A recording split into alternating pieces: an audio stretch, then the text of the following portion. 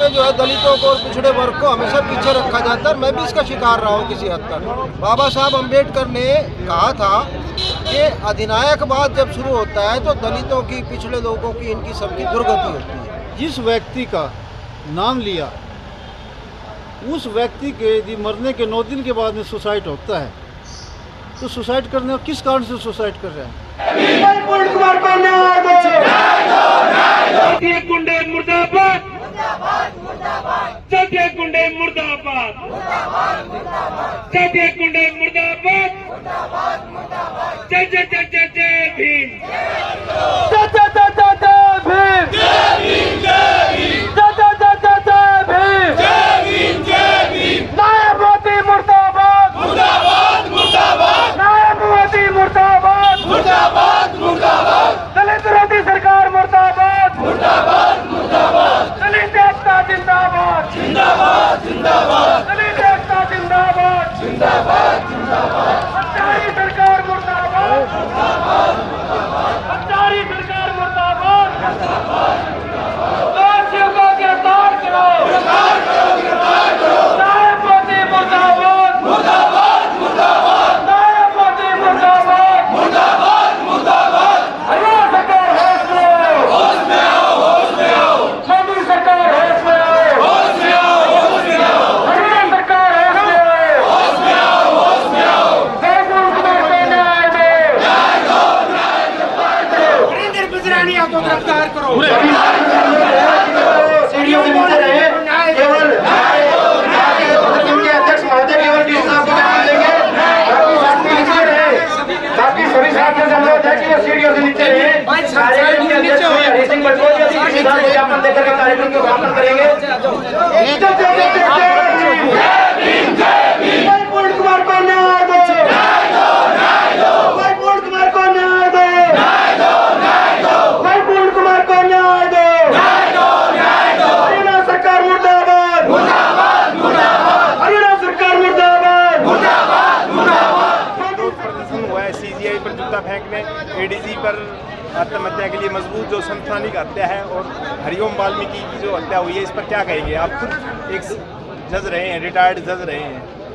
देखिए साहिबान, देखो पहले तो आपका बहुत बहुत धन्यवाद कि आप इसको कवर करने के लिए यहाँ पर आए हैं। हिंदुस्तान के इतिहास में पहली बार ऐसा हुआ है कि किसी चीफ जस्टिस ऑफ इंडिया, जो सुप्रीम कोर्ट के सबसे बड़े जज हैं, उनके ऊपर जूता फेंका हुआ है। जूता फेंकना केवल जूता फेंकना नहीं है, एक संकेत है कि जो गरीब, कुचले, दलित, पिछड़ा वर्ग है उसको किसी भी लेवल तक वो पहुँच जाए और उनका जो डिस्क्रिमिनेशन है वो ख़त्म नहीं होगा।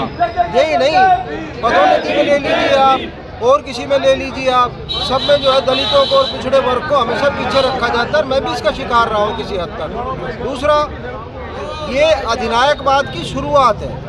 बाबा साहब अम्बेडकर ने कहा था कि अधिनायकवाद जब शुरू होता है तो दलितों की, पिछड़े लोगों की, इनकी सबकी दुर्गति होती है।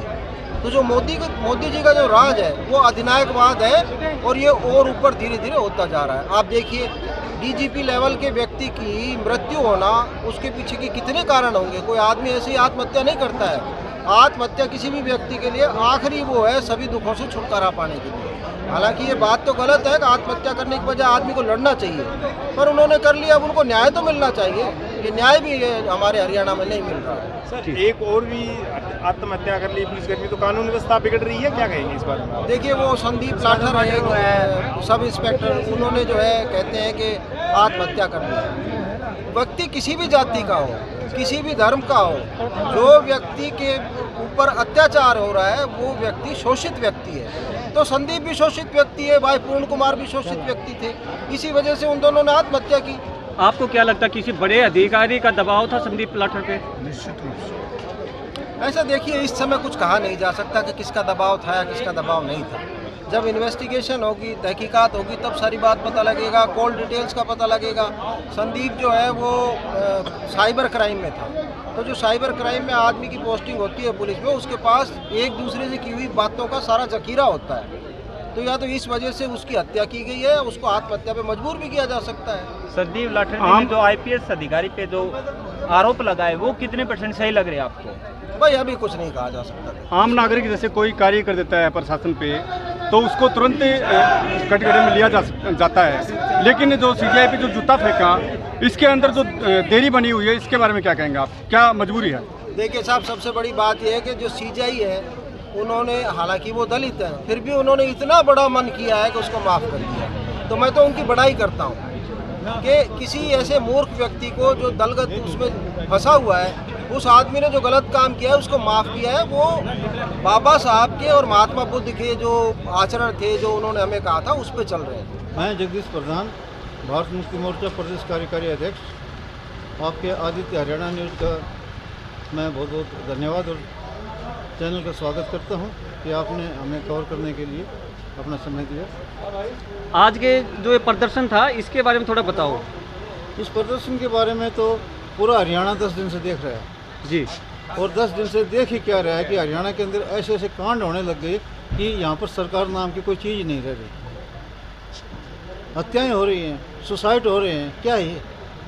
क्या प्रदेश के अंदर इतनी बड़ी आग लगी हुई है कि जो ये लोग ये कहते थे, जो सरकार ये कहती थी हमारी जीरो टॉलरेंस की भ्रष्टाचार की नीति है, तो ये भ्रष्टाचार की परतें अब क्यों घट रही हैं? और इन परतों के अंदर जो इस बड़े बड़े अधिकारी जो फंसे हुए हैं, उनका जो असर जो है वो आज दिखाई दे रहा है कि किसी को न्याय नहीं मिल रहा, किसी को सुसाइड। अब मैं एक बात पूछना चाहूँगा, चैनल के माध्यम से जनता तक बताना चाहूँगा कि जिस व्यक्ति का नाम लिया, उस व्यक्ति के यदि मरने के 9 दिन के बाद में सुसाइड होता है, तो सुसाइड करने और किस कारण से सुसाइड कर रहे हैं? भाई जिससे अत्याचार था, उत्पीड़न था, प्रेशर था, वो प्रेशर हट चुका था, तो सुसाइड क्यों हुआ? इस सुसाइड के ऊपर प्रश्न चिन्ह लगा हुआ है।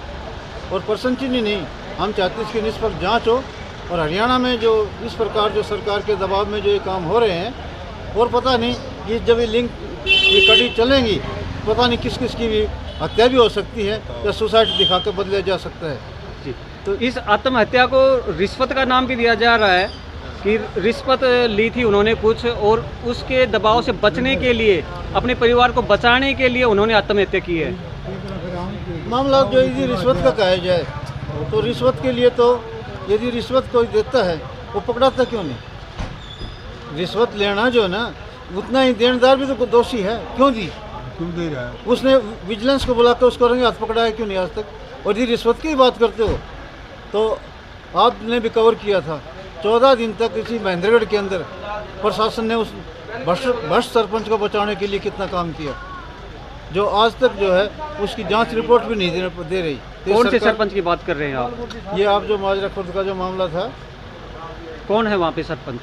सरपंच तो वहाँ अपने दीपी का है। वहाँ का क्या मामला है? वहाँ का मामला आपने भी कवर किया था। एक भ्रष्ट अधिकारी, एक भ्रष्ट सरपंच को बचाने के लिए पूरा प्रशासन जुटा हुआ है।